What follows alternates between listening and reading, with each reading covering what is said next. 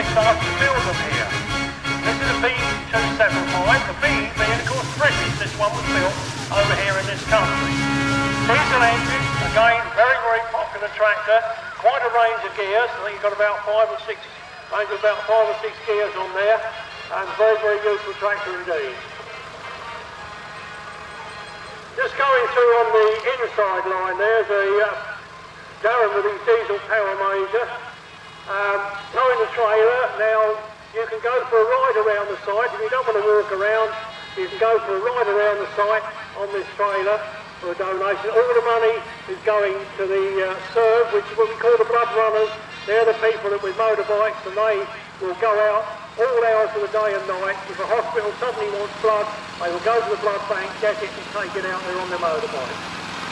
What started out as a Wiston motor, now is looking very different. Scania engine, I presume, by the Scania badge on the front. Scania engine, again, chassis completely refabricated. This one, you haven't even extended the bits you've got. You've actually made a complete new chassis for it. Huge great wheels on the back. Has this used for tractor pulling? It has been used for tractor pulling, yeah. When they use these for tractor pulling, They never changed anything in the back axle. You go to tractor pulling, they've got massive engines stuck on the front, enormous amount of power, but the gearbox and the back axle are still the same old diesel majors. They were that well engineered, that strongly built, they never gave a problem. They could take the power from the bigger engine. Turbocharged engine on this one. Going up a little bit larger with the International, the 955. And now we've gone into the sort of late 60s, early 70s, and we've got a cab. No longer do you sit completely out in the open when you're working in the field, baking in the summer and freezing, getting soaking wet in the winter. You've now got a cab, gives you a bit of protection from the weather. Again, diesel engine, hydraulic linkage on the back. Got a big diesel engine.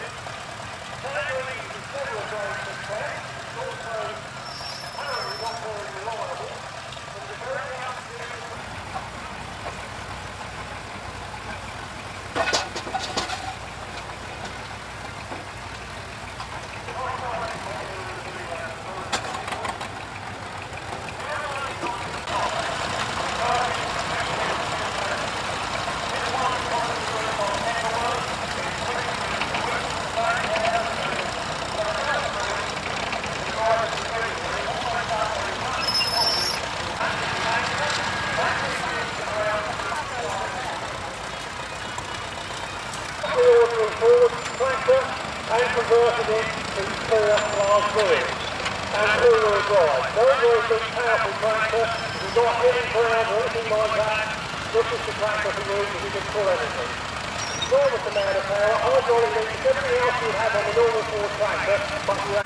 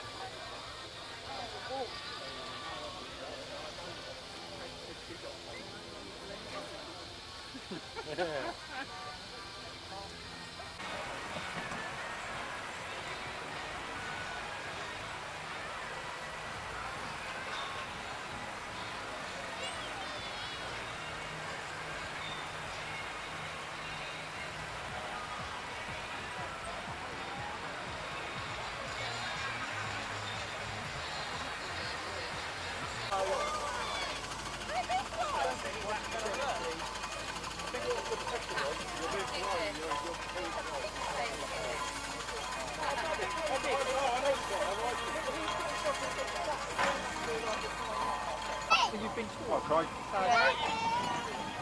The thing is though, he's had problems with his boiler, didn't he? Yeah, I think I might have had something. I think they were involved.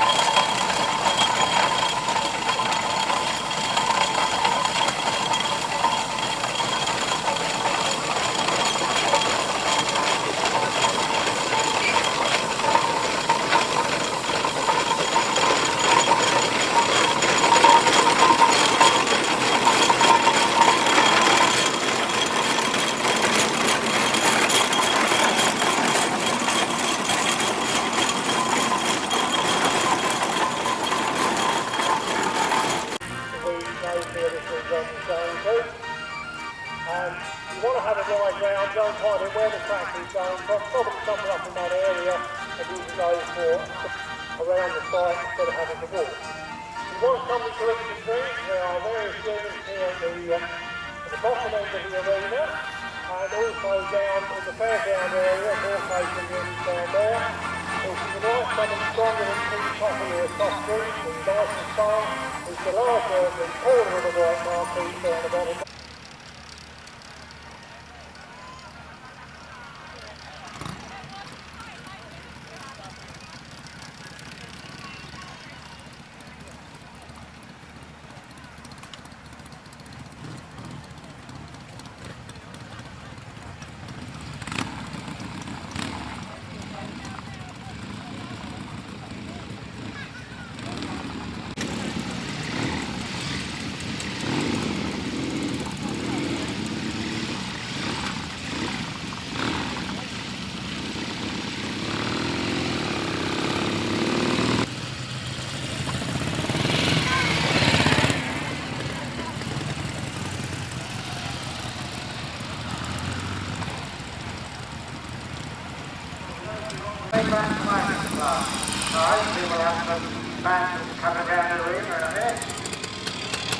I'll just let you have a listen to these lovely old motorbikes when they go around. Most of them are old British motorcycles, obviously not made anymore.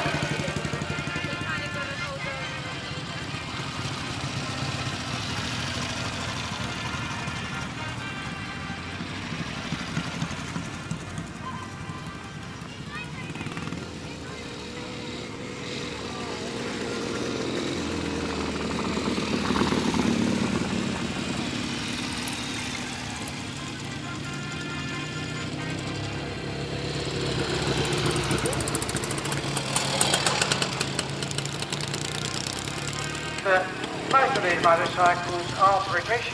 There are one or two 401s in there. There's a very nice red and black Gilera going round.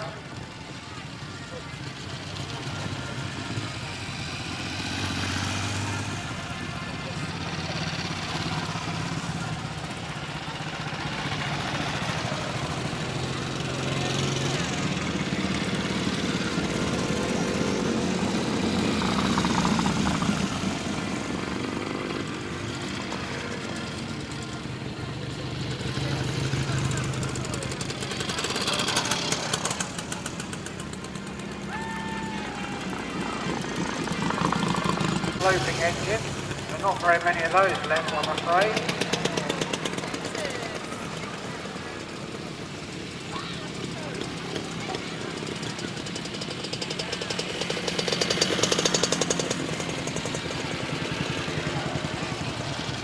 A little Yamaha 175 Enduro. It's quite a late one, that one, I think. And there's a Triton, which is a Norton frame with a Triumph engine in it.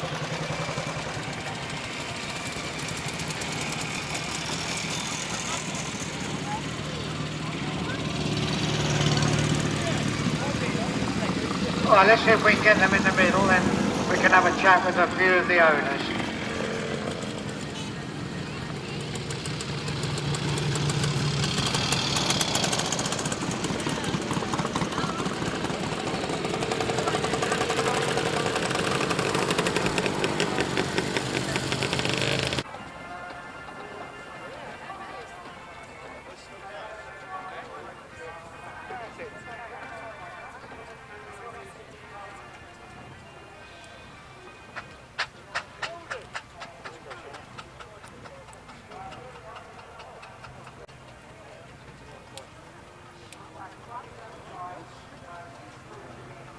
Well, the first one. Yeah, they make clothes or something.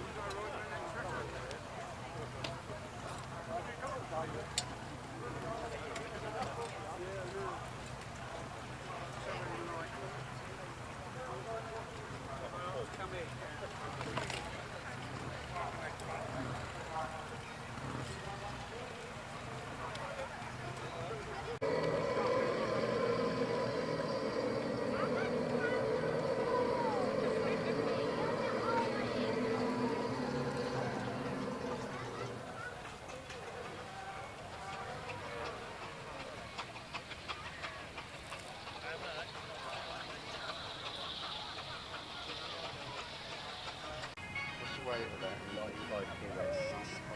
That's the going 20. It's that one. Same stuff inside. It's just the whole thing is it's just the scale. It's the same scale. So that is the scale. Yeah, one you're like that. Yeah, like that. Yeah, they're 1/6 scale. These are big tanks.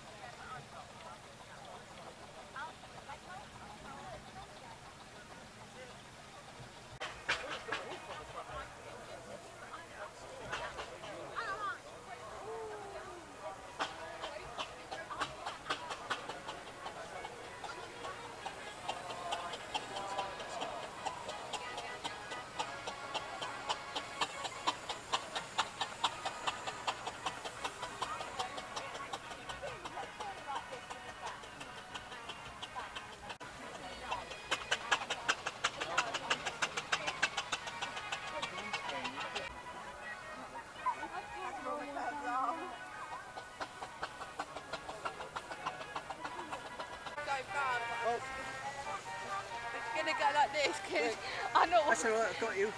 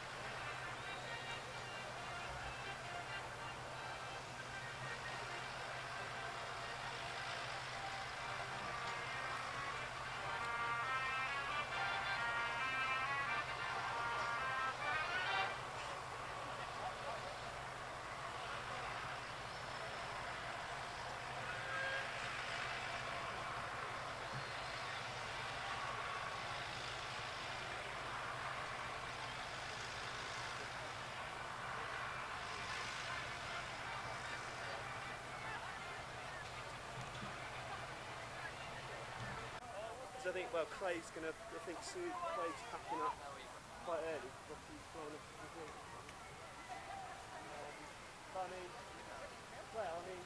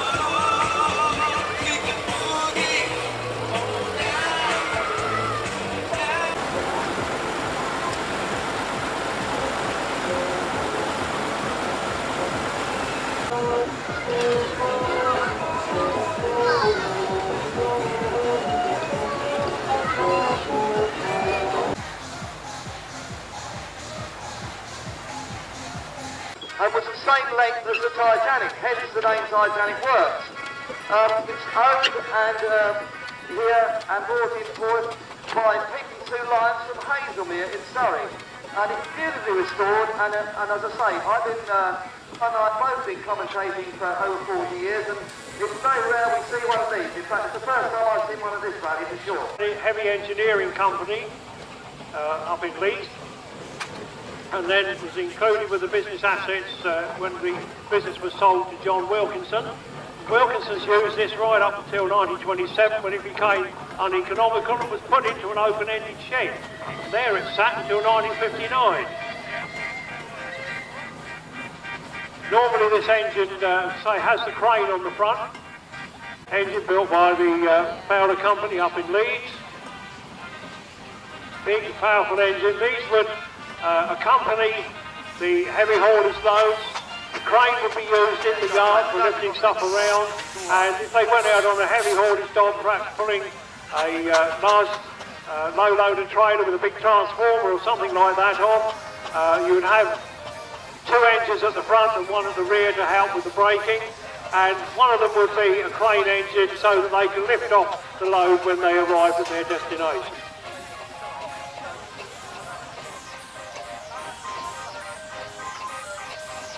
Yeah, now one thing just a bit quickly about the Wilkinson engine, about the Great North. You'll notice that there's a lady steering that engine. Now, she won't mind me saying, she's not got iron rim muscles like a blacksmith. She's driving that 22-ton engine quite happily, and that's what you'll be able to do when we have steer a steam engine. So if that young lady can do it, so can you. And what have I got now? I've got a Plowing here, haven't I? The Plowing's a sandbank, well known, as I say, for their steam wagons, but also builders of traction engines, and to a very high standard, I might add. They were well-engineered engines, and a lot of them went abroad. I don't know I haven't looked this one up in here, would this come back from Australia, has it? Has this been across, was it ex-Australia? It was, yeah. Come back from Australia, a lot of them did, because a lot of the Plowing project was exported. It depends what their agents were like. A lot of them went to places like South America, but particularly Australia and New Zealand. And as a result of that, there's not many of them in preservation in this country now. Now, Brian, I've got to say something in particular about this engine, if you don't mind, as a little special announcement. This next engine coming in is a Plowing engine. It's Sandringham. It was one of a pair built in 1919. They were always built to operate in pairs. Originally built for export, the boilers anyway, to Russia. But of course, because of the war, the order was cancelled. They went to the Saffron Walden Steam Plowing Company, was sold to John Patton, along with the sister engine Windsor and Sandringham, Royal Castles, always worked in pairs. The Hardwicks people had them after John's death in 1960, but then acquired by James Lowder, and they were the longest working pair of ploughing engines used for dredging lakes, in the end, in the world. They carried right on to the early part of this century. Hold up then, Paul. The longest working, continually working set of engines in that particular line of work in the world, and they've been acquired by the Colchester Trust at Hadlow Down, and this engine here, weighing all of 20 tonnes and is 9 feet wide, has come down here under its own steam from Hadlow Down in East Sussex. A 2-day journey. Now that's one of the Aveling and Porter road rollers. It's Prince Albert, built in 1901, and this fitted with the maker's very early overhead valve slide valve design and cylinder. Supplied new to a company in Cotton Lane, Hornsey in North London, complete with a scarifier, which is the big bracket on the back there, just behind where the steers are standing. This was put a few times in a row in the old circuit.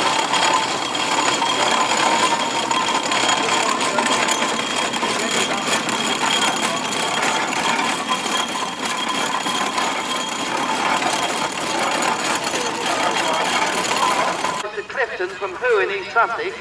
It's a 1906 Aveling and Porter general purpose. You'll hear us refer to these as general purpose engines because that's what they were. The sort of work that general purpose engines would do would be driving a threshing machine, which is a forerunner of the modern day combine harvester. Not round the fields, I haste to add, but in the rickyard, threshing the straw and the barley and oats, making the well-known haystacks that we used to have. And of course saw bench work linked up to the saw benches in the winter for cutting logs and making buildings, etc.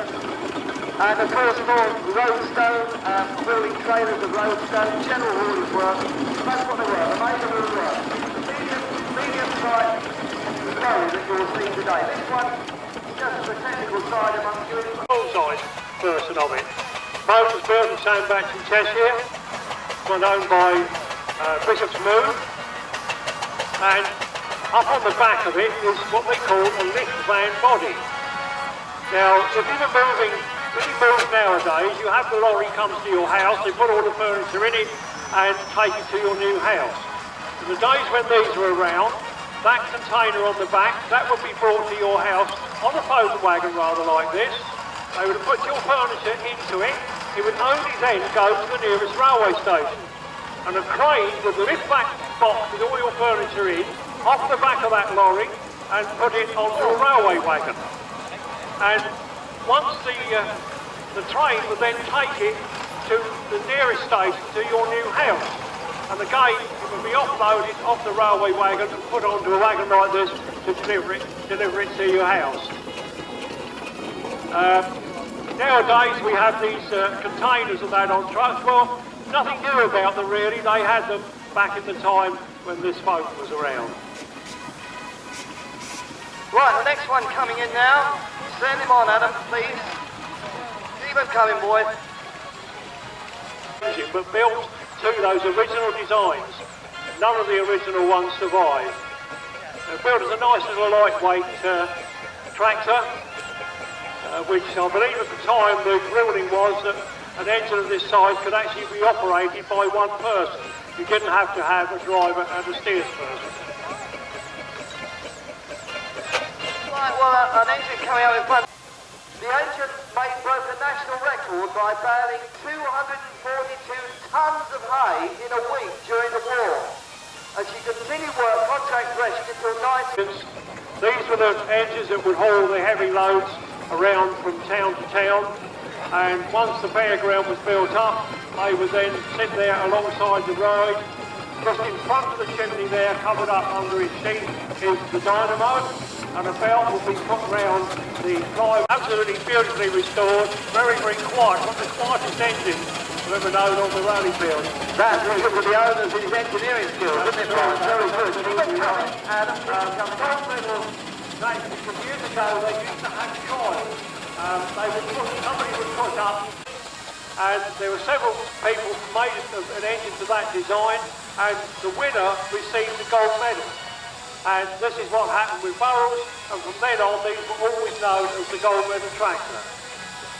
Right, now there's an engine which has come to my notice here, is a McLaren called Marion. It's a 5 nominal horsepower light road locomotive. In other words, well, it does what it says on the tin, literally. It was the sort of thing you get a 5-ton or 7-ton lorry do nowadays. But if you just stop for a second, okay, no, it's filming, but a Marion I know very well, because it did at one time belong to a very good friend of mine, Ian Dean, who was one of the curators, the first curator. Old Glory just whispered in my ear, football knowledge, and he's told me that it's being driven by none other, Jack Goodner. Fred's son Jack is driving that. Well, I first met Fred, Jack was never a differ, up to my news. The new is driving an engine now in his dad's footsteps. Jack Goodner, ladies and gentlemen.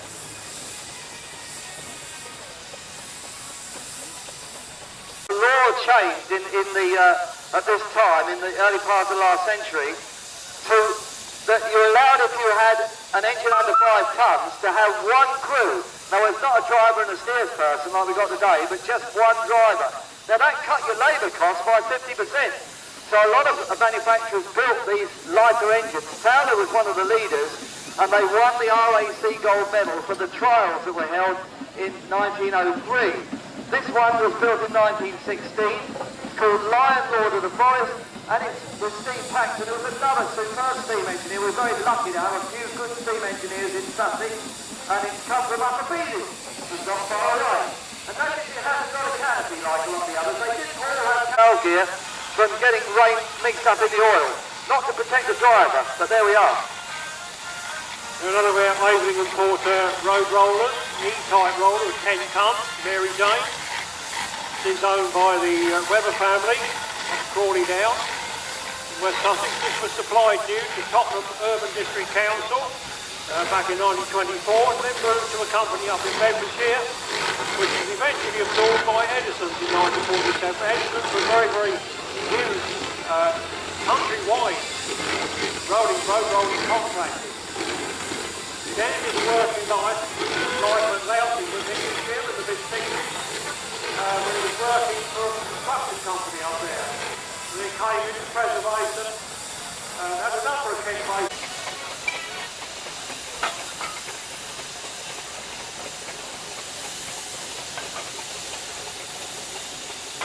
Once again, it would be nothing unusual for one of these engines to be towing 2 or 3 trailers behind it when it went from one town to the next, carrying the fairground load behind it. And the next one coming in the arena now is A6 in the programme, built in 1902, an Waverley and Porter RC10 class, road roller here. It was supplied to the Northwich Rural District Council, and then of course it became the County Council on Trent. Entered preservation in the late 1960s, restored to working order after a severe rebuild in the mid-90s. The present owner, who is Mr. Carl Walford of Burgess Hill, has had it since 2012. As with any rally field, I think anywhere in the country, you will see that there are quite a lot of Waverley and Porter engines, and a great number of them are road rollers.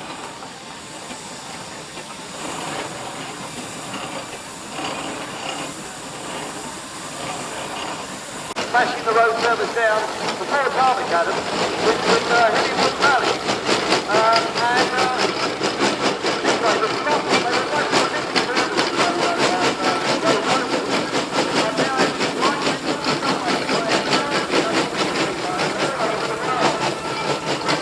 there were some green places on the paintwork when they came to redo it. Gigantic now. This one is an amazing engine. It's one of the biggest rallies on any rally field in the country, biggest engine. As you can see, it's in our wartime delivery. Owned by the illustrated Scott. Was built in 1912 for the order of the person of Araday for hauling gravel from the local district roads. So we're talking about Australia here, obviously. And in 19... HMS Sultan in Gosport. Their steam apprentices work on it, and it gives them good engineering training right up to this day. It's had a bit of a... We'll do our best.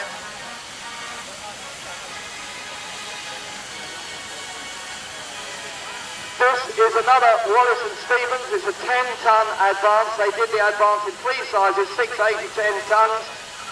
This was for rolling, hardcore, the sub-base probably of the road. More than the top surface, done by Mr. Hale, who tells me he's just acquired a 1913 RAF subsidy type lorry this is. He's a sucker for punishment. He's got a lot of work on his hands there. And as you can see, this is very much in working livery, and as I remember them working like this on the road, not far from my council flat in the 1960s. You can hear the cylinders on that as you go. They're completely different. That's a double compound duplex cylinder. There we are, for the technical among you. That's one of the advanced designs. It's a double compound duplex cylinder. You can tell them all that. I've seen a double compound duplex cylinder. Oh, right. Well, that's what they sound like. Completely different to the others. The others go chuff, chuff, chuff. They go chuff, chuff, chuff, chuff, chuff. Right, now the Plowing engines work in pairs. Now, this is a good opportunity to show you as this one goes past Sandvia. The drums underneath have got the big cable on. What you have is fully railway track.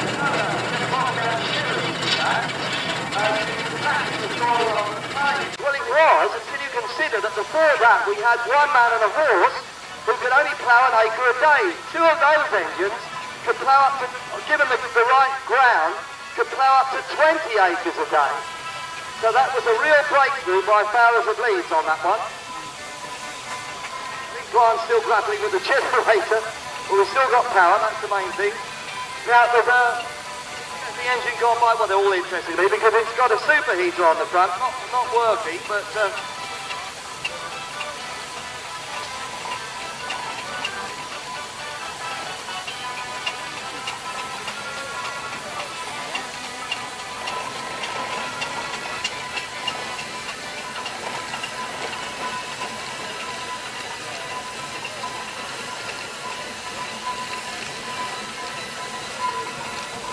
original nameplate. Oh, this is somebody telling me something. My son says this. I'd never make a good detective. I can't see what's in front of my own eyes. I'll come back to that later because I'm going to be talking about Sandringham in a minute. Something just been pointed out which is quite important, and I missed it right in front of the eyes. Nightmare. Yeah, what a name for an engine. This one has come from Australia again. Three. Yeah, higher. Yeah, I've won the wire. The 1, 2, 3, 4, 5 ladies on that engine. This came from Australia. Why has it does my bun look bigger than this? It's a big tender on there because in Australia you didn't have, you've got coal mines, yeah, but you couldn't go get coal in the outback, so you used to run on coal, on timber or anything you get hold of really. And that's why I had the extra bunker capacity. A heavy used to be the forerunner of the modern Australian road train, pulling up to 5 wagons at a time on the outback of Australia. Brought back of the kit of bits. None of the bits matched very much. Roy managed to get it working, but it did have a history of breaking down, so he called it Nightmare. Marshall Roller just gone past, had a complete rebuild, and it looks, it's Omon, looks absolutely, not Omon now, it used to be called Omon. It's been a lovely job, and a lovely paint job on that. And I'm going to say that was done by Harley Harris, who's a member of the Harris Showman family, and he's branched out into sign writing. There's not many, because all this business with vinyls now on engines, and on all our lorries and coaches and buses, all got vinyl transfers. So the old art of sign writing is dying out. People like Harley Harris is keeping that alive, and all the lining on that's been done without the aid of straight edges. It's all done by eye, beautifully done. Hard to keep up with them, they're coming all so many at once. Beautiful, super scenic Showman's engine, the largest of its type in front of us. They've got superb conditioning in everything, hours and hours of polish, just to be different, rather than have brass curlicles on this, we've got the sort of stainless steel. And there's hours of polishing work just in that alone, but it says, I am the king of the road, I'm the boss of the Showmans, I've got the scenic ride. 5 trailers behind that, with heavy old wooden scenic rides. A lot of work that did.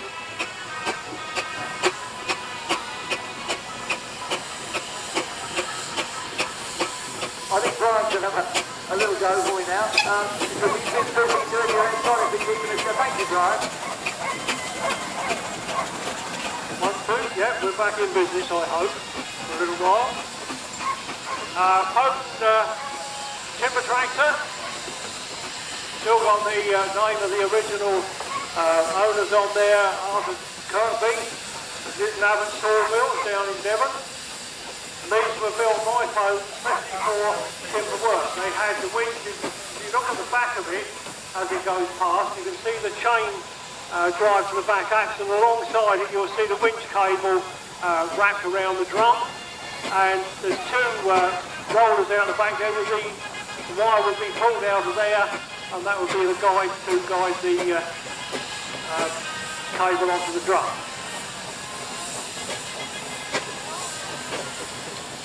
Stuart Maggs now with his little tractor garage were built up at Wiston.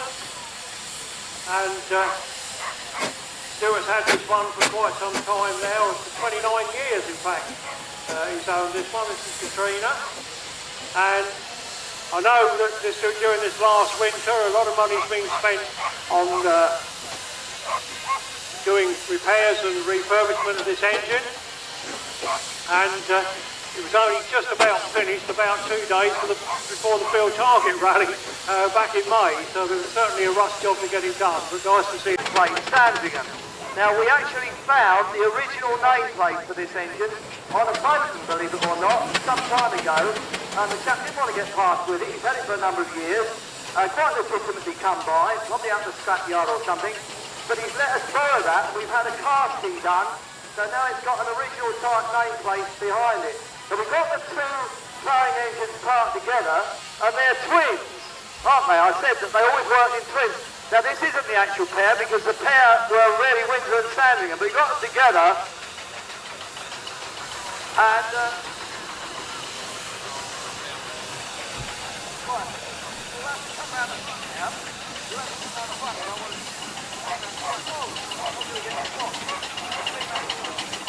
right, now, while I'm talking, we got chaos here, while I'm talking about twins, there's a reason. Plowing engines used to regularly work as pairs. They were worked as twins. And there were very few actual working pairs together. In fact, we're lucky to have Windsor and Sandringham. Unfortunately, Windsor, they were twins. Here they come.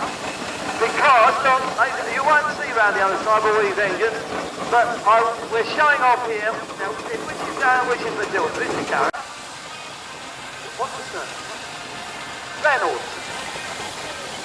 With Damien and Matilda with the shell and Paul. That's it. This is their first steam rally. How many weeks old are they? 5 weeks old. Like most twins, they were born prematurely a little bit. So they weren't expected to be here. Paul was expected to bring that engine down with Colin. And waiting for a call from his wife to say, when you come home, I'm going to have a baby. Because she had a very little problem, really. And here they are.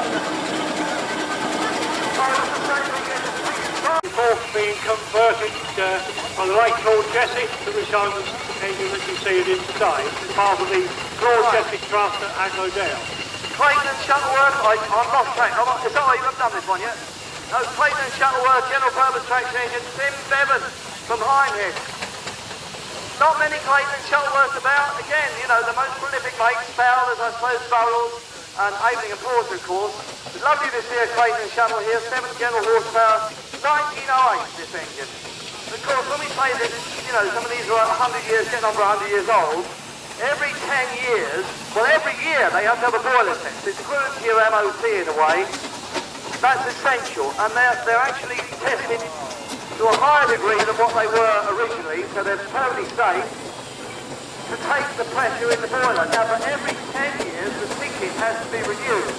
And in order to do that, they have a hydraulic test. So virtually a lot of the stuff is taken off, and they're hydraulic pressured up to twice the boiler. So it's got boiler pressure, working pressure of 150 psi, pounds of stirring. Hydraulically tested up to 300 pounds of stirring. And then it's close to that, the blown stage.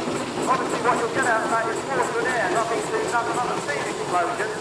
But obviously... Marshington? No, it's caught you out, Brian. It's caught you out because this is Bodacea. That's the latest gigantic. Yes. Originally, Bodacea was gigantic, yes. And it was owned by Corrigan. That's why he put that Corrigan Speedway. That's who owned it, and he didn't realise when they got it that it used to be called gigantic. So yeah, caught me out too yesterday. This one's normally seen, of course, without it's Showman guys in it. Normally this is a road haulage tractor, heavy haulage tractor. And it will be later on this year, so we're seeing it. They on the back of the canopy on and off of it. Well, they've got a lot of work involved, because they've got to take the saddle and the generator off the front as well, haven't they, Brian? Yes. And of course, unlike the other Showman's engine, notice there's no brass or stainless steel curlicues. They didn't all have that. And that's as it would be. But again, Bodacea works with engines like the other gigantic and like the Great North, doing the heavy haulage loads at the Great Dorset seat there. It's been over for the Isle of Man recently, and it's actually climbed Davesdale Mountain. That's on the TT cycle race. Remember, it's a steep climb through S bends and everything else with a heavy load behind it. That actually shut the road off. There's 3 engines climbing Davesdale Mountain on the Isle of Man, and that was one of them. So we've got some famous stuff here today. train built as a timber tractor used for timber haulage. You can see the lovely artwork on the side there, showing you actually how it was working with the towing the timber trailer, timber wagon behind it, and built in 1929. That one. Been in the Hurst family quite a number of years now. You've got a really good display of, I think we've mentioned pretty well every manufacturer that made steam engines in this country. We've got Roby, we've got Bowden as one example of Bowden, Clayton's and Shuttleworths to go. I won't go through them. We've got pretty well every manufacturer. Of course, they were all made in this country. They were all used in this country, all for export, all around the world. And it's one of the things that literally made Britain great. There's no doubt about it. I'm not hiding my life under a bushel. I'm a very great patriot. And this was the Venice of British engineering, which went a long way to making us what the nation we are today. A nation to be proud of. Our engineering history, and here it is standing in front of you today.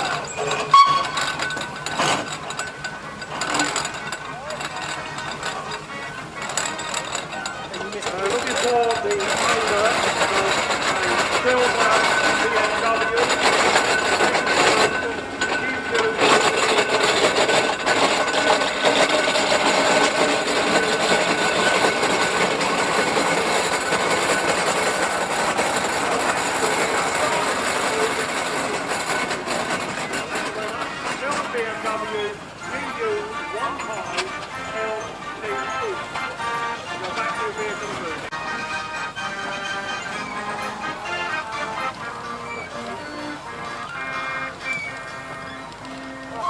Got quite a few engines there, thankfully, during this morning. Somebody's been along to the race.